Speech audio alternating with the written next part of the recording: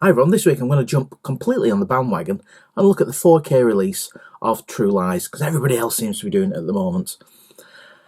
Bought it for $24.99 from HMV in London. I was working just around the corner, passing, I thought, you know what, I'll have a look in HMV and picked it up. I am trying to de-Amazon myself and trying to buy more from HMV in person if I'm passing, because they pay business rates, they pay staff who also pay tax. It's supporting our high streets. The same price as Amazon, and in a lot of cases they're cheaper than Amazon. Anyway, I really thought I own this on VHS. I've looked, I cannot find it. I've actually found a copy I recorded from the TV, which indicates I didn't own it on VHS, but no idea. But anyway, it came out in 1994. I did definitely go and see this at the cinema, and I really enjoyed it. Don't forget, 1994 was the year before GoldenEye come out, in that 6-year gap, that Bond-free 6-year gap from License to Kill to GoldenEye, when, you know, you didn't know there was going to be another Bond film. It was all up in the air in the courts. So when True Lies come out, yeah, I absolutely loved it. Let's get straight to the chase and see what this 4K version is. Yes, we all know it's had James Cameron's artificial intelligence modernisation process. Is it good?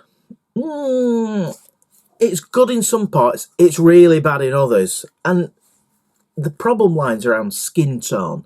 Now, I watched a video the other day on YouTube, and some guy had hooked it up to some sophisticated oscilloscope looking at the nits, and I didn't understand it, to be honest, so I'm not going to go into that much technical detail.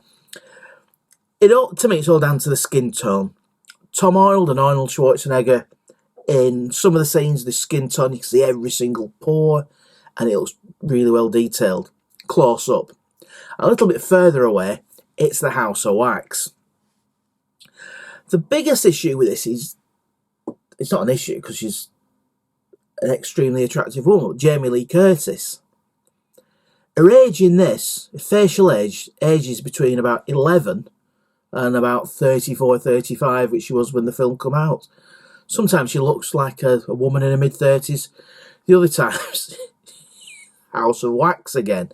And it's a real problem, I think. Everybody says, oh, it's been scrubbed with the film grain. I watched this in Dolby Vision, and the film grain still, it is in the more static scenes. Look, it didn't direct from our enjoyment. We watched this the other night, and we loved it. We really, really had a good time watching it. Personally, I'm not a fan of people going back and tinkering with films. I'd be quite happy watching a Blu-ray with the dirt and scratches on it. That's just me. I was brought up in a very analogue age, in very analogue, old-fashioned cinemas. I don't think the cinema I went in didn't even have stereo. It was in colour though. It was not that old. So I don't mind watching scratchy old films. I think what they did with the Bond, what Lowry Digital with the Bond films, cleaned them up, kept most of the film grain. That's all right. This is such a mixed bag. It's like he'd run out of time. I don't know. Anyway, it's James Cameron's films. We can do what the hell he wants with it. He could re-release it in sepia for all we could bother about. But the Dolby Vision, yeah, he does put some depth. The Dolby Vision though is quite light. There's not many darks in it, and playing around with the player, it's the Dolby Vision I don't think lifts it that much. The Atmos, however, is brilliant. The Atmos really swells and fills the room with the sound, the audio, immersive audio, as it says. It's a very immersive audio film, but the HDR doesn't seem to. The blacks don't seem to be as deep, but he doesn't detract from it. It isn't Lawrence of Arabia. It isn't, some all-time, it isn't 2000: A Space Odyssey. It's quite a knockabout action film from the 90s with Arnold. Movie-wise, they probably wouldn't make it now. I found the supporting cast better than Arnold. Arnold is Arnold, and we all love Arnold. you know what you're going to get. Jamie Lee Curtis is brilliant in this. I think Tom Arnold steals the scenes. Is extremely misogynistic. His conversations with Arnold, divorces. I think he's been divorced 2 or 3 times, and the voice of experience, and the scenes with Tom Arnold are really funny. What I didn't like in it, I watched this many years ago, and now I'm watching it as a married man and a dad, is when they're interrogating Jamie Lee Curtis. I thought that was, treating your wife like that. Yeah, a bit weird. Yes, that did look very dated and quite unfair. And the bit where she's doing the dance in the room, Jamie Lee Curtis is great, but Arnold just sat there like that. I'm surely she could see who it was. Sat there like that. That's not my big hulking Austrian husband, is it? She says. But Jamie Lee Curtis is great in it. I think this is one of the pioneering digital effects films, and some of this stand up all right. They do look a bit dated, some of the effects, but they're all right. All these years later, they're all right. Yeah.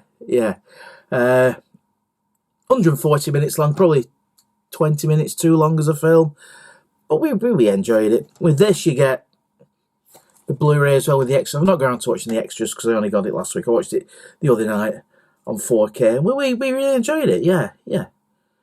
I'm glad I bought it.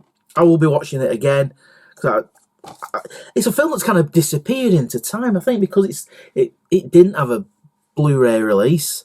I think it's kind of been forgotten about. It's forgotten about by me, and it used to be on the TV a little bit, and I've not seen it. I've not seen it for years. It must be 20 odd years since I've seen True Lies. So it was nice to see it again.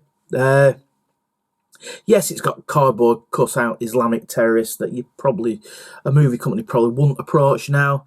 But it is what it is. It's a silly, knockabout, roustabout film.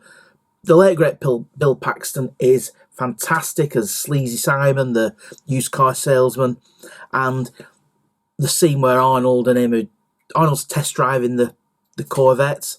I'll not tell you what the vet does, what the vet gets them. But the conversation, he's such a sleaze. He really is a sleaze, and he's very funny with it. Whether they put this in a film now is debatable, but, the hilariously misogynistic comments in it doesn't bother me. May bother people who are a little bit more sensitive about these things, but it does say on the tin, contains strong language and violence. The language, real kind of locker room talk.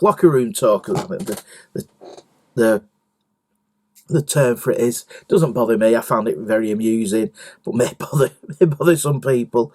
But it is a 15, and rightfully so. I think the BBFC have got it right on this one.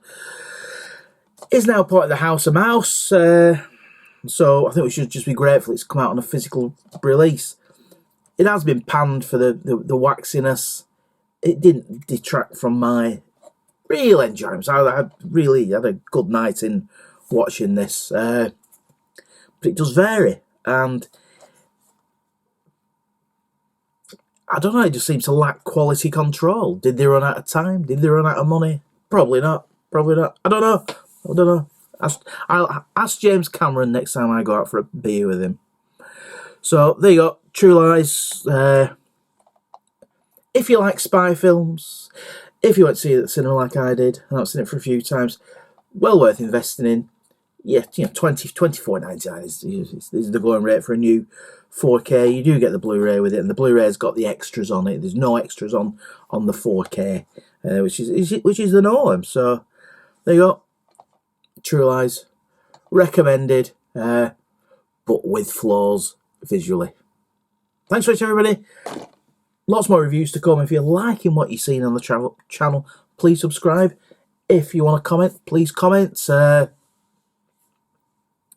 Anybody call me an idiot, or anybody abusing me will be deleted. I had a bit of a spate recently of going to a concert, and I didn't think it was very good, and put a review on, and got all sorts of dogs abuse.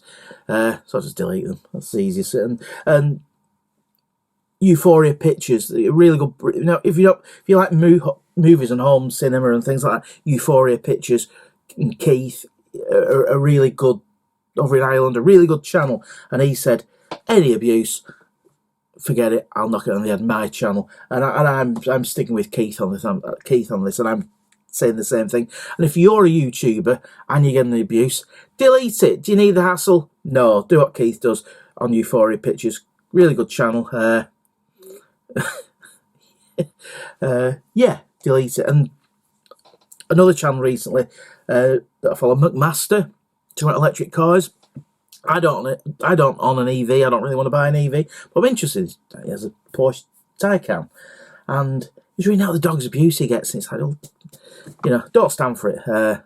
Somebody come up to you in the street and was rude to you, you tell them to Foxtrot Oscar. So do the same on YouTube. But if you have anything to say, if you like the review, if you've seen it, if you agree, if you disagree, politely, it'd be great to hear from you. Hope to see you back here soon. Thanks for watching. That was True Lies.